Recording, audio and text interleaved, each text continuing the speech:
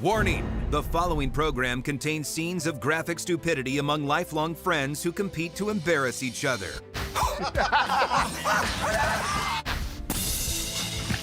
Season 12 keeps the momentum rolling in Episode 3 as the guys dive into the world of entertainment and digital etiquette. This episode is packed with uncomfortable silences and high-pressure situations, starting with a hilarious voice actor challenge. The guys pose as performers for a fake video game, working alongside professional voice actors who have no idea they are on a hidden camera show. Sal is up first, and the guys immediately force him into a sassy woman persona. Sal starts with some light trash-talking, throwing out sassy lines that catch the professional actress beside him off guard. The intensity ramps up when Sal begins a fake choking fit right in the middle of her lines, completely ruining her take. To finish the round, Sal is told to stop speaking entirely, turn toward the wall, and start rhythmically banging his head against it. The sheer absurdity of a grown man head-butting a wall in a silent recording booth earns Sal a big win. Q, Brian, takes the mic next. He starts by asking the director for a travel expenses, before being told to bark out random directions like, "Go south, go north," to his fellow actor. Q spends the entire session teasing the other performer and messing up the script. Go north. Superman. The tension peaks when the studio manager finally marches into the booth to start a heated argument over Q's unprofessional behavior. Okay, you're doing great. Just want to talk to Brian for a second. Yeah. By staying in character through the confrontation, Q secures his win. Murr closes out the challenge, but things go downhill quickly. Murr, crumple up the paper, say, "I'm sorry, I'm off book, actually."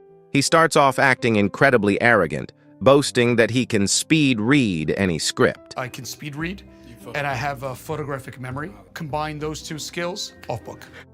He begins mocking the other artist, but his ego takes a hit when he completely forgets his lines midway through, making the control room erupt in laughter. You overconfident asshole. The guys force Murr to slap his own head to mimic the sound of horse hooves. In a final creepy move, he leans in uncomfortably close to the other artist's mouth while they are trying to perform. The awkwardness is too much, and Murr takes a loss. The second challenge involves the guys trying to get a stranger to approve a response to an email. Sal sits beside a woman and shows her a message he's writing to his daughter's school. He calls his daughter a fucking angel and refers to the rest of the class as cattle like yourself who just do dumb things. He demands she not be punished, but the stranger, offended by being called cattle, refuses to approve the response. Q follows the same pattern, telling a stranger his son got detention for putting gum in a classmate's hair. His drafted response is brutal, starting with, "Sister, how the holy fuck are you still alive? What's keeping you alive, hatred of children?"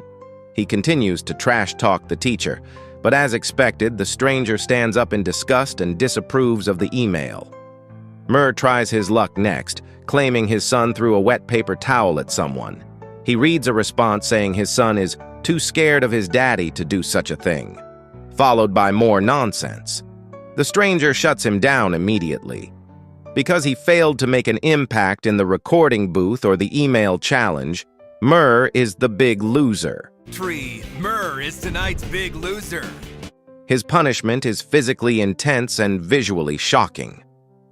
The guys bring in a professional to stick needles all over Murr's face, a treatment that leaves his skin looking bright red and irritated.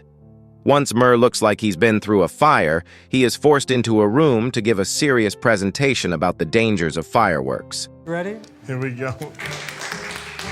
Our next speaker, who will be speaking about fireworks and fireworks safety.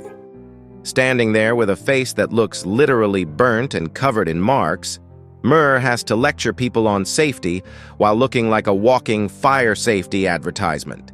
The audience struggles to stay serious while looking at his mangled face, making the scenario one of the funniest endings of the season. Any questions about pagers? Season 12 rolls on with episode 4 featuring a guest appearance by Joseph Fanton, who enters as a host to conduct a fake documentary. The Jokers are paired up with strangers to answer deep interview questions, leading to some of the most bizarre sit-down moments in the show's history. The documentary kicks off with Q and a girl sitting side by side.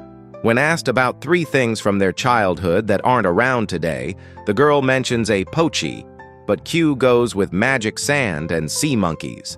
The interview takes a dark, hilarious turn when Q is asked who he wants to see in his final moments. He deadpans that he wants to see his mom, his dad, and Joe Chill with a smoking gun.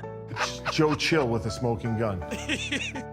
Q continues this Joe Chill nonsense for the next few questions, following up with incredibly weird answers that leave his partner stunned. They were fine. That's a laugh. Next, Murr is handed a toy truck and told to tell a story. He looks into the camera and explains that he has always fantasized about being a tunnel, imagining the truck tracks going into his mouth and coming out of his back. Always fantasized. About being a tunnel. Down, the tracks go in my mouth, and I'm the tunnel. Choo choo, choo choo.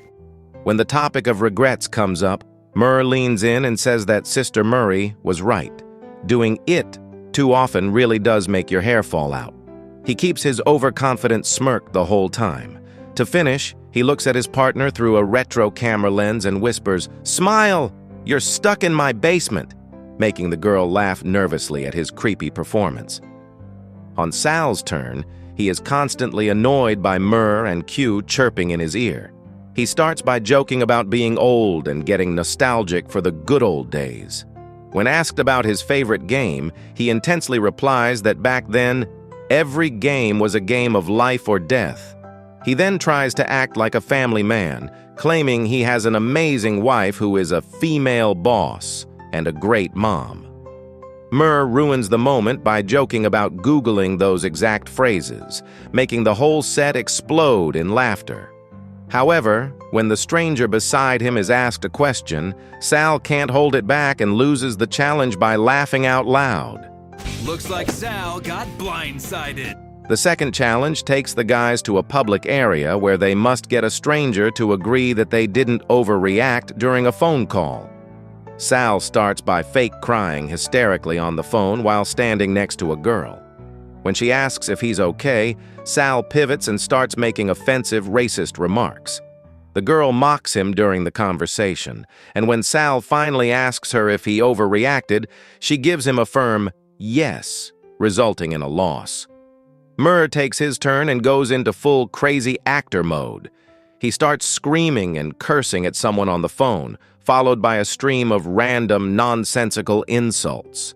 The stranger listening to him gets genuinely pissed off, and the two of them actually start cussing at each other in the middle of the street. Q follows up by walking uncomfortably close to a young boy while screaming into his phone. He acts like he is mocking the person on the other end, then abruptly cuts the call, sits down in front of the boy, and starts talking to him like they are best friends. Even the kid has to admit that Q was overreacting.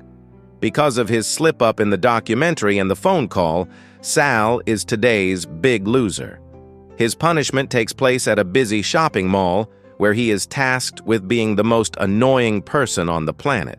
Sal starts by pestering a lady buying groceries, asking her stupid, repetitive questions, and acting like a spoiled kid. He starts giving her unneeded information about his life that she never asked for, eventually pissing her off so much she walks away. He then moves to a young boy. At first, Sal acts like he's helping him, but then he suddenly tells the boy that he is banned from the mall. To make it official, Sal pastes the boy's picture on a banned wall for everyone to see. The drama continues as Sal wanders the mall, annoying random shoppers with his childish behavior, and then immediately apologizing in the most awkward way possible. By the end, Sal is exhausted from the confrontation, and the episode ends with this: